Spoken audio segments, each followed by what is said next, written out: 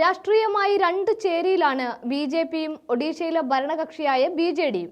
എന്നാൽ ലോക്സഭയിലും രാജ്യസഭയിലും ബി.ജെ.ഡിയുടെ കലവറ ഇല്ലാത്ത പിന്തുണ എന്നും ബി.ജെ.പിക്ക് ലഭിച്ചിട്ടുണ്ട്. പല വിവാദ ബില്ലുകളും ലോക്സഭയും രാജ്യസഭയും കടക്കാൻ ബി.ജെ.പിയെ സഹായിച്ചത് നവീൻ പട്നായിക്കിന്റെ ബി.ജെ.ഡിയാണ്. അതുകൊണ്ട് തന്നെയാണ് ഇക്കുറി ലോക്സഭാ തെരഞ്ഞെടുപ്പിലും പിന്നാലെ വരുന്ന നിയമസഭാ തെരഞ്ഞെടുപ്പിലും ഒരുമിച്ച് ഒരു കൈ നോക്കാൻ ബി.ജെ.പിയും ബി.ജെ.ഡിയും തീരുമാനിച്ചതും. എന്നാൽ സീറ്റ് വിഭജനം കീറാമുട്ടിയായി നിന്നതോടെ സഖ്യം വേണ്ടെന്നും പഴയ പോലെ ഒറ്റയ്ക്കൊറ്റയ്ക്ക് നിന്നാൽ മതിയെന്നും ഇരു പാർട്ടികളും അങ്ങ് തീരുമാനിച്ചു. 15 വർഷമായി എതിർചേരിയിൽ നിന്ന പാർട്ടി അങ്ങനെ മറ്റൊരു തെരഞ്ഞെടുപ്പിനെയും വ്യത്യസ്ത ചേരികളിൽ നിന്ന് നേരിടാൻ തീരുമാനിച്ചു. എന്നാൽ ബി.ജെ.പി അങ്ങനെ വെറുതെ പിന്മാറാൻ ഒരുക്കമല്ലെന്ന സൂചനകൾ ബി.ജെ.ഡിക്ക് മുന്നിൽ വച്ചു കഴിയുകയും ചെയ്തു. ലോക്സഭാ തെരഞ്ഞെടുപ്പ് പ്രഖ്യാപിച്ച നാളു മുതൽ ബി.ജെ.ഡിയിൽ നിന്നുള്ള നേതാക്കന്മാരെ ചാക്കിട്ട് പിടിക്കാനുള്ള നീക്കമാണ് ബി.ജെ.പി ഇപ്പോൾ നടത്തുന്നത്. അതിൽ ഏറെക്കുറെ ബി.ജെ.പി വിജയിച്ചിട്ടുമുണ്ട്. മത്സരിച്ച് ജയിച്ചാൽ ബി.ജെ.പി വീണ്ടും അധികാരത്തിൽ എത്തുമ്പോൾ കേന്ദ്രമന്ത്രി സ്ഥാനമാണ് ബി.ജെ.ഡി നേതാക്കൾക്ക് മുന്നിൽ ബി.ജെ.പി വെച്ചിരിക്കുന്നതും. ഇത് വലിയ തിരിച്ചടിയാണ് നവീൻ പട്നായിക്കിന് നൽകുന്നത്. ഇത്രയും കാലം പിന്തുണ നൽകിയിട്ട് പിന്നിൽ നിന്ന് തന്നെ കുത്തിയില്ലേ എന്ന ചോദ്യവും ബി.ജെ.ഡി ഉന്നയിക്കുന്നുണ്ട്. കഴിഞ്ഞ ദിവസം ബി.ജെ.ഡിയിലെ തലമുതിർന്ന നേതാവിനെ സ്വന്തം പാളയത്തിൽ എത്തിച്ച് ബി.ജെ.ഡിയെ വരിഞ്ഞങ്ങ് മുറുക്കുകയാണ്.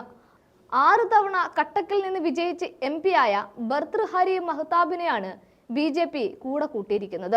ഈ നേതാവ് പാർട്ടിയിൽ നിന്ന് രാജിവെച്ച ദിവസങ്ങൾക്ക് ശേഷം ബി.ജെ.പിയിൽ ചേരുകയും ചെയ്തു. പാർട്ടി ആസ്ഥാനത്ത് മുതിർന്ന നേതാക്കളുടെ സാന്നിധ്യത്തിലാണ് 67-കാരനായ മഹ്താബ് ബി.ജെ.പിയിൽ അംഗത്വം സ്വീകരിച്ചത്. ലോക്സഭാ തിരഞ്ഞെടുപ്പിൽ ബി.ജെ.പി സ്ഥാനാർത്ഥിയായി മത്സരിക്കുമെന്നും ഈ നേതാവ് പറഞ്ഞും കഴിഞ്ഞു. അഴിമതിക്കെതിരായ പോരാട്ടത്തിൽ നിന്ന് പാർട്ടി വ്യതിചലിച്ചതിനെ തുടർന്ന് പാർട്ടി വിട്ടതെന്ന് വ്യക്തമാക്കിയ മഹ്താബ് കഴിഞ്ഞ ആഴ്ചയാണ് ബി.ജെ.ഡി വിട്ടത്. കഴിഞ്ഞ മാസങ്ങളിൽ നിരവധി ബി.ജെ.ഡി നേതാക്കൾ പാർട്ടി വിട്ട് ബി.ജെ.പിയിൽ ചേരുകയായിരുന്നു.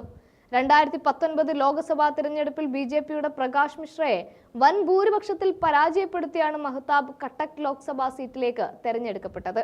1998 കട്ടക്കിൽ നിന്നാണ് മഹ്താബ് ആദ്യമായി ലോക്സഭയിലേക്ക് തെരഞ്ഞെടുക്കപ്പെട്ടത്. 99, 2004, 2009, 2014, 2019 വർഷങ്ങളിൽ അദ്ദേഹം വീണ്ടും ലോക്സഭയിലേക്ക് തെരഞ്ഞെടുക്കപ്പെടുകയും ചെയ്തു. പാർലമെന്റിലെ മികച്ച പ്രകടനത്തിന് 2017 മുതൽ 2020 വരെ തുടർച്ചയായി 4 വർഷത്തേക്ക് സൻസദ് രത്ന അവാർഡും ഈ നേതാവിന് ലഭിച്ചിട്ടുണ്ട്.